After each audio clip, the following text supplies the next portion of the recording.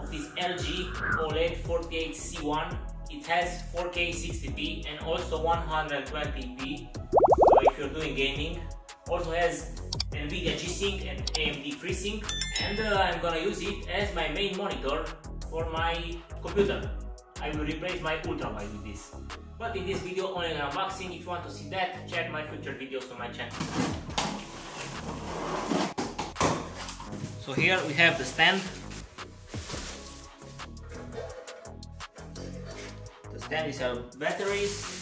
This is how the remote looks. You have Netflix button, Prime, and you also have this scroll here. And it's also air mouse.